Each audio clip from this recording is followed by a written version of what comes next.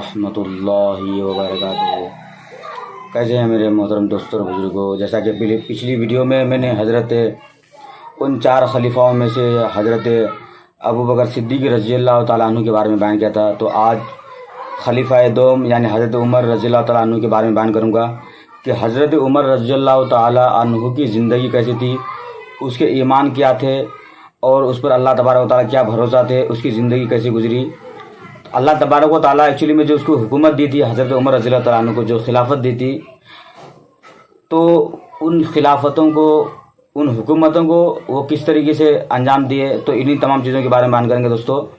तो सबसे पहले अगर आप हमारे चैनल में नए हैं तो चैनल को सब्सक्राइब करके बेल आइकन की घंटी को दबा दें ताकि वीडियो की नोटिफिकेशन आपको मिलती रहे, और वीडियो अगर अच्छी लगे तो वीडियो को लाइक करें और वीडियो को शेयर भी करें दोस्तों। तो चलो हम वीडियो को स्टार्ट करते हैं।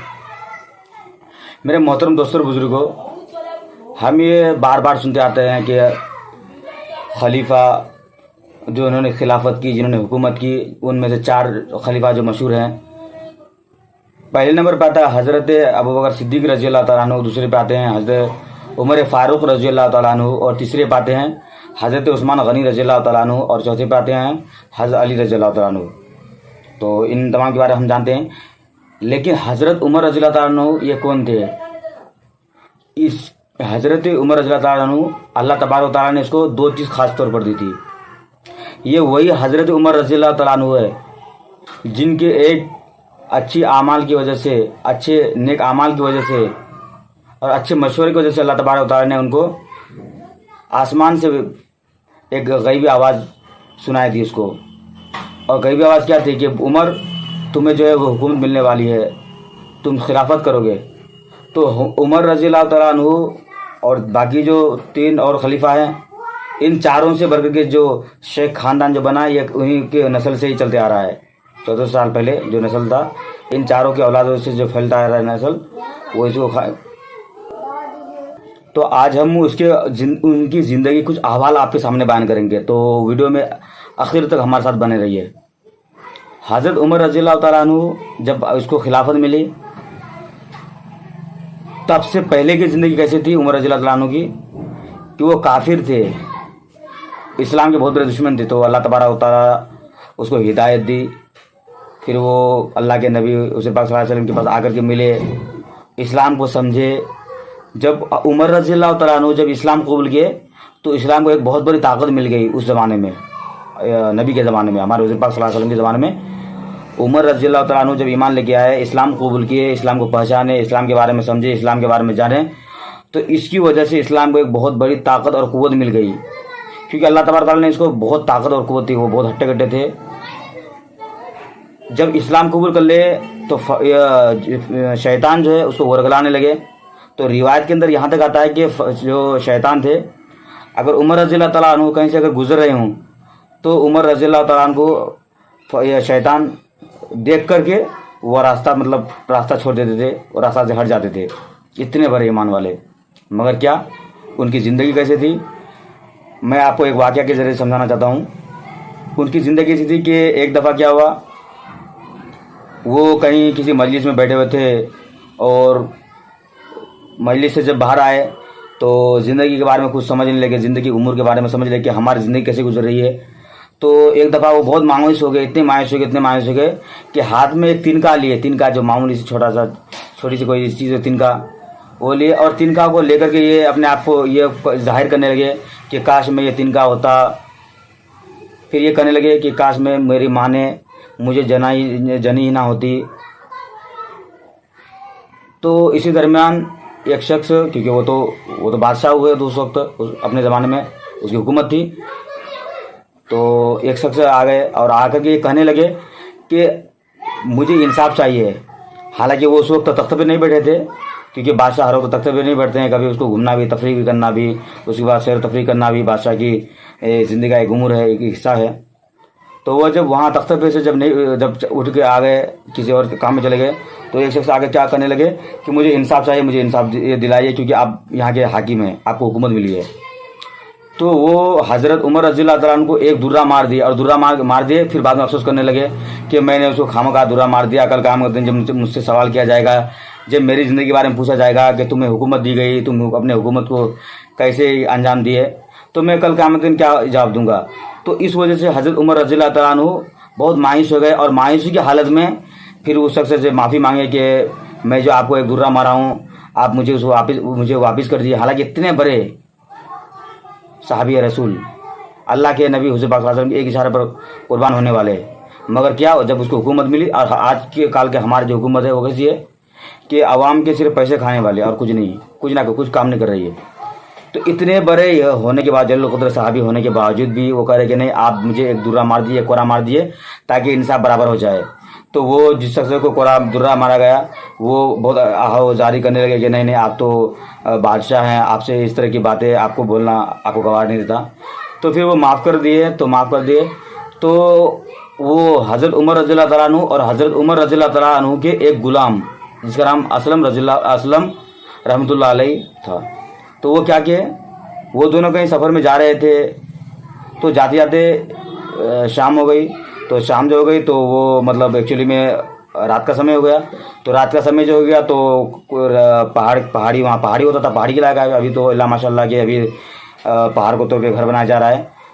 तो पहाड़ी में जब देखा कि कुछ जंगल हैं, जंगल में एक घर में से आग जलने की रोशनी आ रही है, आग जलाया जा रहा है।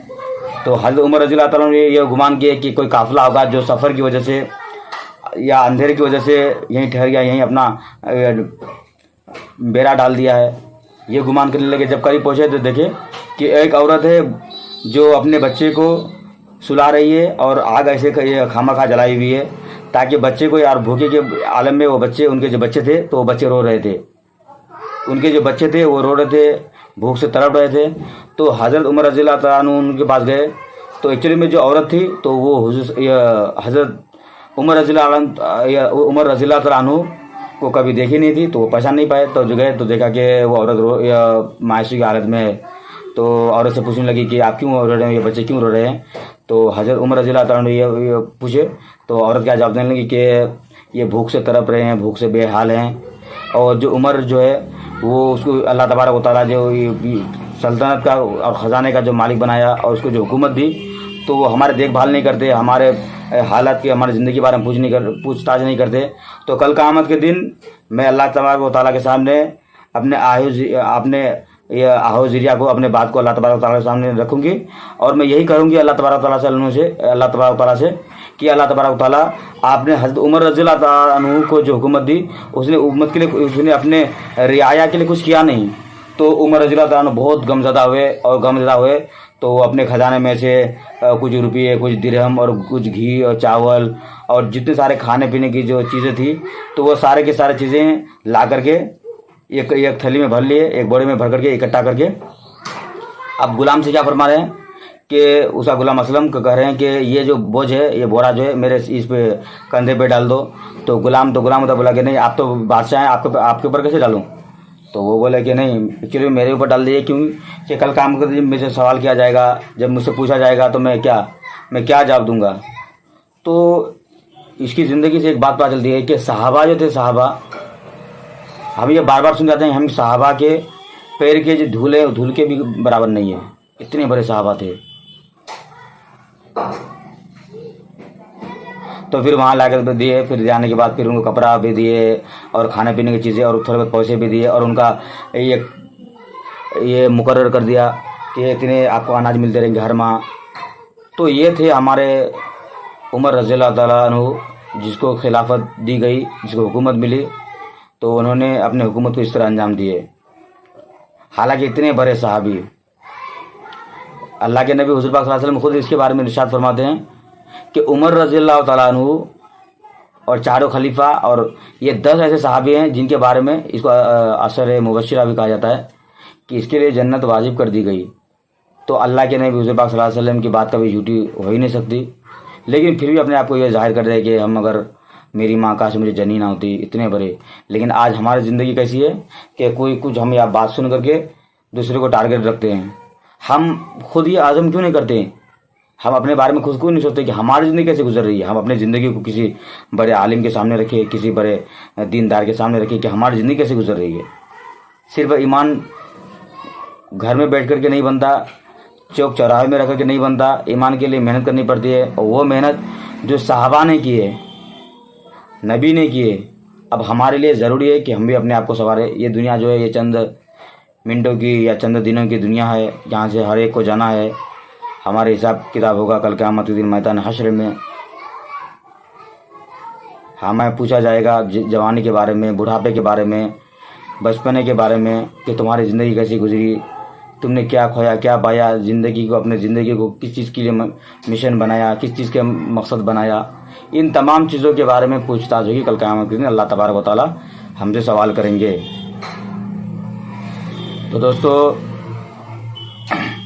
ये थी हज़रत उमर रज़ी अल्लाह ताला अन्हु की ज़िंदगी के हालात कि वो इतने बड़े साहबे रसूल होने के बावजूद भी अपने आप को किस तरह संवारे, उसकी ज़िंदगी कैसे गुजरी। तो दोस्तों, वीडियो अगर अच्छी लगे तो वीडियो को लाइक करें, चैनल को सब्सक्राइब करके बेल आइकन की घंटी को दबा दें। और इस वीडियो को दोस्तों ज़्यादा से ज़्यादा दूसरे तक पहुंचाने की कोशिश करें, दूसरे तक फैलाने की कोशिश करें। दोस्तों, इसमें आपका भी साथ मिलेगा। तो दीजिए अपने दोस्तों को इजाज़त से। दोस्तों को मिलते हैं किसी नेक्स्ट वीडियो में किसी और मसले को लेकर। तब तक हमारे चैनल को आप देखते रहिए, मदनी चैनल कटिहारी को। वाखिर दावाना अल्हम्दुलिल्लाहि रब्बिल आलमीन। Allah